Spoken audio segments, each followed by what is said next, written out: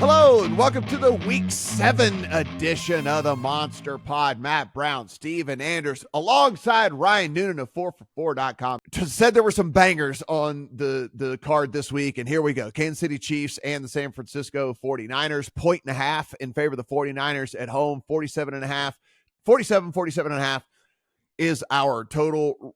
Ryan, I mean, look, we know Chiefs coming off of a bye. That being said, they were not in the trade market, at least yet. So they're heading in wide receiver 1, Juju Smith-Schuster, for this Chiefs team. 49ers about as healthy as I guess we're going to see them, because I'm under the impression, hell, we might not see Christian McCaffrey this year really at all. Seems like Jordan Mason's going to play for them in all of this. So what a game. I don't know if I'm going to end up with a ticket, though. What say you?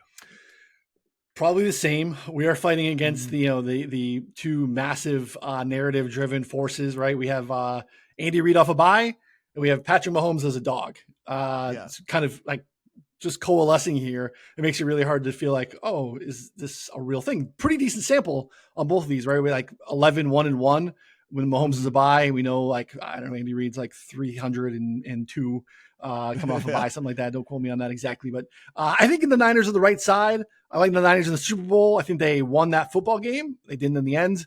I think they were the better team. I think they get a little bit of revenge here. I actually think that if you have Jordan Mason either dinged up or questionable, I think it forces you to maybe get a little bit more aggressive with Brock Purdy. Yeah. And I actually think that that's okay. I think he's actually been really good. The Chiefs have, I think they're obviously a dynamic pass defense. They've been actually one of the best run defenses in the league this season too.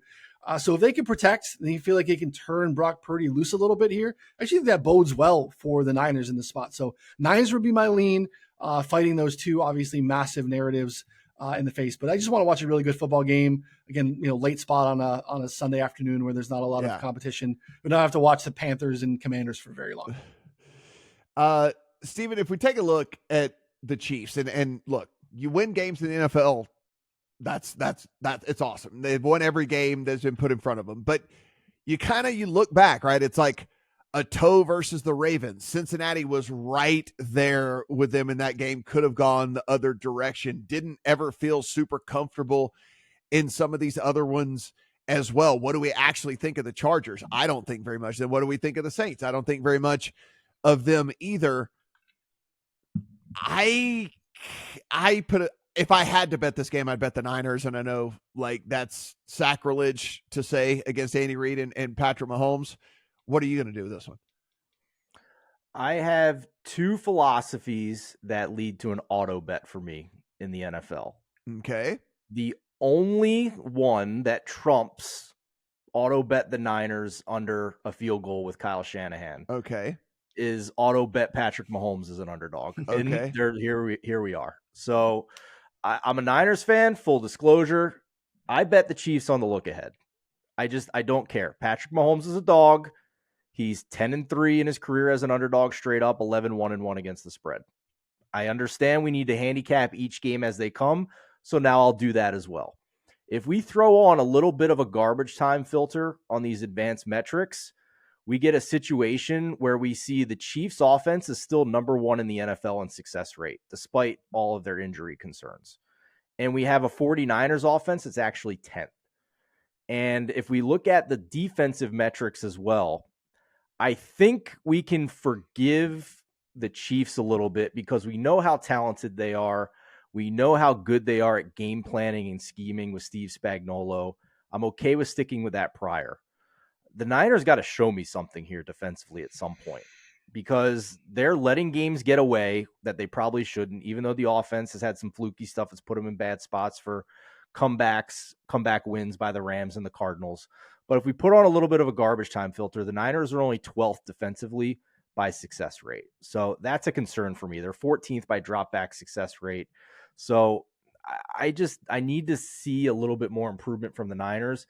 As far as the side, Chiefs plus 1.5. I've also used them in teasers up to 7.5. I mean, Mahomes 7.5 is a teaser. If you lose that, so be it. You still feel pretty good about the bet. I like under 47.5 in this game as well. I've also bet that on the look ahead. That to me is about pace and red zone. we look at these teams just overall pace wise. The Chiefs are 24th, the Niners are 30th in seconds per play. I do think the biggest impact of the Christian McCaffrey injury has been on the 49ers in the red zone. This team was number one in the NFL at 68% touchdown percentage in the red zone last year. This year, they're 25th at only 44%.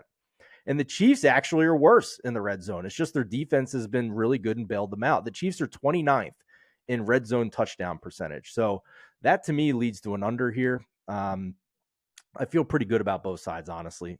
I guess the Niners are going to have to prove me wrong against the Kansas City Chiefs, especially when they get some extra rest. Would you agree that the Chiefs probably should have 2 losses already this year? The Ravens game, Bengals game, they lost. Like Cincinnati won that game. Like, I don't agree with the Ravens game. That was comeback mode AF for the Ravens. They were up pretty handily in that game. If anything, it should have went to overtime. I mean, that we know it wasn't going to go to overtime because Harbaugh was already trotting out his players to go for 2. So it's going to be one play to decide that game.